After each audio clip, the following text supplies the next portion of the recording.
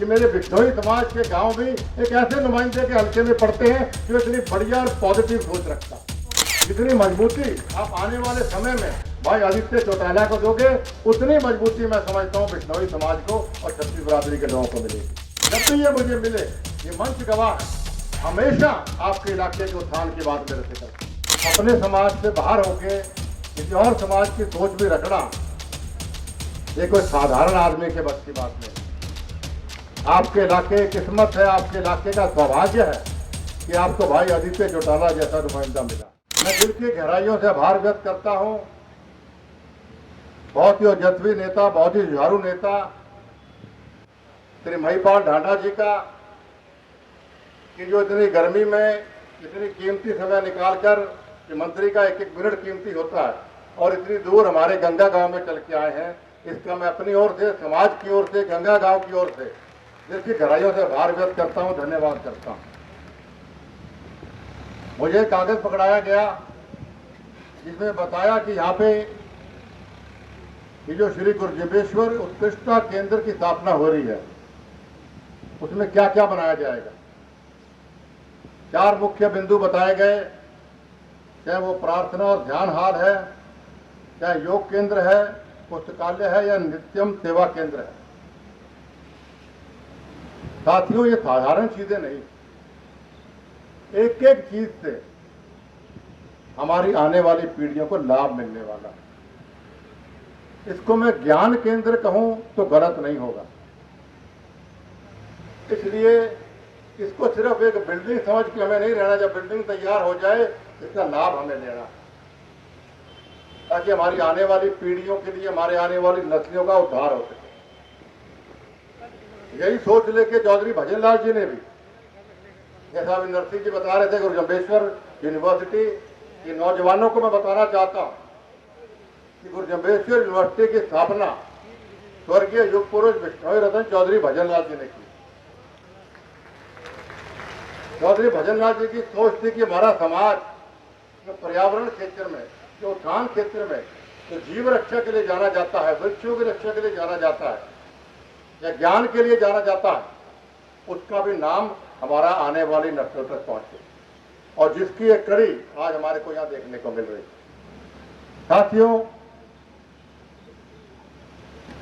मैं जहां जाता हूं, मैं एक बात अवश्य कहता हूं कि हमारे समाज में जो शिक्षा, जो ज्ञान गुरु जम्बेश्वर भगवान जी दे गए, उसको सिर्फ समाज तक सीमित मत रखिए। बहुत नौजवान इसको समझते, मैं सोशल मीडिया पे देखता हूं कि बिश्नोई हमारा ये सिर्फ बिश्नोइयों के लिए है, 29 नियम या बिश्नोइयों को उत्थान के लिए चीजें। गुरु जम्बेश्वर भगवान ने ये 29 नियम या ये ज्ञान की बातें, ये मानवता के कल्याण के लिए बनाई। इसको सिर्फ समाज तक सीमित मत रखो। ये ज्ञान केंद्र जैसे बना, ये ज्ञान केंद्र सिर्फ समाज के लिए नहीं है, ये सभी 36 बिरादरियों के लिए है। एक बात, एक कहानी मुझे इस पे याद आ गई। एक संत के 2 शिष्य थे, दोनों बहुत इंटेलिजेंट थे, दोनों बहुत लगनशील थे। तो एक बार गुरुजी ने उनको 2 बक्से पकड़ाए छोटे छोटे, और उसके अंदर उन्होंने गेहूं डाल दी और कहा कि मैं अभी 1 साल के लिए मैं तीर्थ पे जा रहा हूं, तो इनको गेहूं को आप संभाल के रखना, ये खराब नहीं होने चाहिए। गुरुजी चले गए। तो पहले शिष्य ने उस डब्बे को जिसमें अंदर गेहूं थी वो मंदिर में रखा, और रोज 1 साल तक वो उसकी पूजा करते रहे भगवान के साथ साथ। उस गेहूं की गेहूं खराब नहीं होनी चाहिए। दूसरे शिष्य ने उस गेहूं के डब्बे से गेहूं निकाली और उसको बीजना शुरू कर दिया। उसका बढ़िया कई गुना मल्टीप्लाई हो गई।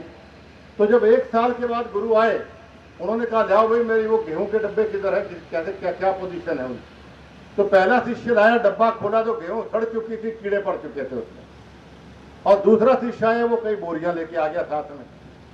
तो गुरु महाराज ने कहा कि इस शिष्य ने मेरे ज्ञान को उसको समझा, व्यवहारिक रूप दिया।